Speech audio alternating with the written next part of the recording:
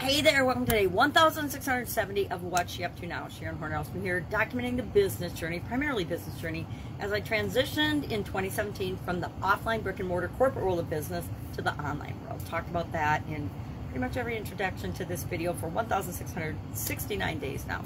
So we'll skip that and hop right into the content that I created today so far. Number one, for the BU 365 Day Challenge, we're doing one thing every day that improves us.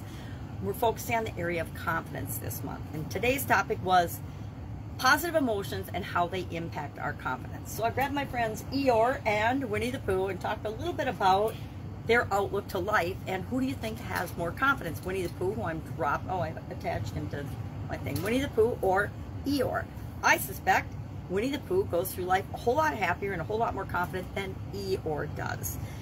Our idiom to go along with that for Supersize Your Business for female entrepreneurs is hoping against hope. And this is an idiom that ties back to the Bible, Romans 4:18, when St. Paul is talking about Abraham and his wife Sarah and the probability of them having a family. They're both very old at the time of this story. So the likelihood of them having a family and creating all the things that God was promising them was really slim to none, very unlikely, but that's why it was miraculous, and the stories in the Bible.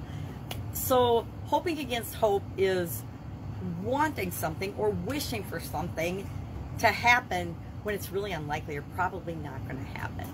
Now, my observation of life and in my life so far would be that we usually hope for things that we don't want to happen. And my example, which I didn't share in Supersize Your Business, but I thought of, was with 87,000 new IRS agents, I bet a whole lot of business owners and a whole lot of people are hoping that they don't get audited or in the trap of this new IRS, whatever it is that their objective and plan is going forward.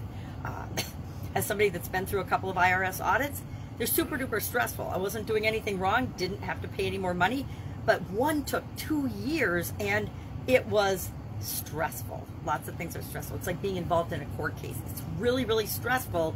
Even if you haven't done anything wrong, it's still a stressful process.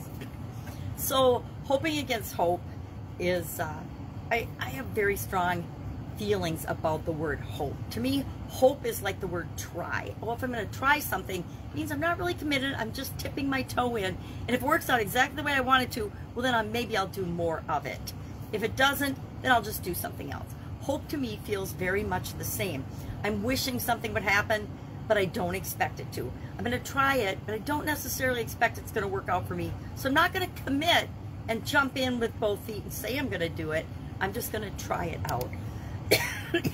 And maybe this is a pet peeve for me because I've been involved in so many situations with so many people that say, oh, I'll try to do this, and then they never do because they never really committed and decided for themselves that they were going to do something.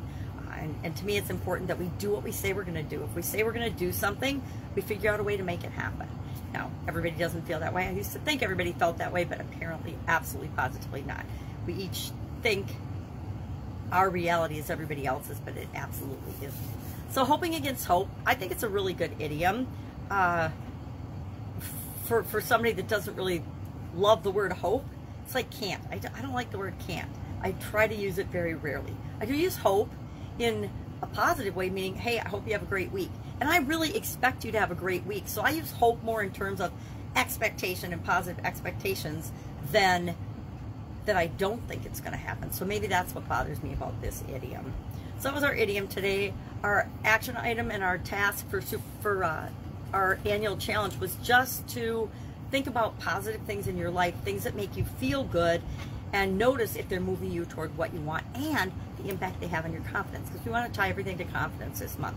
I contend that when I feel good, I'm a heck of a lot more confident than when I'm feeling bad or sad or negative or doubtful or fearful about anything or worried about anything.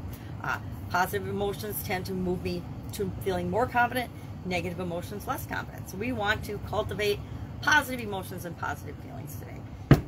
Got me to thinking about a book that I'm actually reading. Got it from my son, who got it from his grandma, called Your Brain is Always Listening by Daniel Amen. And I'm so, or Amen, I don't know how you pronounce it.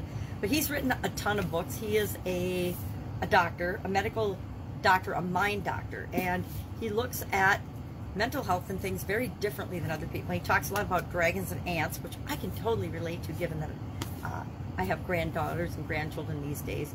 I think dragons and ants are terrific analogies for helping us to deal with emotional things and mental things and thoughts and feelings and beliefs. So I'm really enjoying that book, and I think I'm going to start recommending it because I think it can help a lot of us look at things that are holding us back. It's a different way of looking at our beliefs, and our ANT stands for automatic negative thoughts, and we all have them. So I'm not hoping against hope. I'm choosing and deciding and committing to reading it and seeing what I can learn and apply from that particular book. I usually do that with most of the books that I read. Some I just read for fluff and fun and education and another point of view, but a lot of the reading that I personally do, since I can't see very well these days, is if I'm going to read a book or if I'm going to actually consume something like that, it has to be something that's answering a question for me or solving a problem. I learned that from my friend Abel Beckford, and I love her. She teaches people how reading can be your secret weapon to actually succeeding and creating what you want in your life. All right, if I can help you in any way, ask. Otherwise, I will be with you tomorrow. Have an awesome day.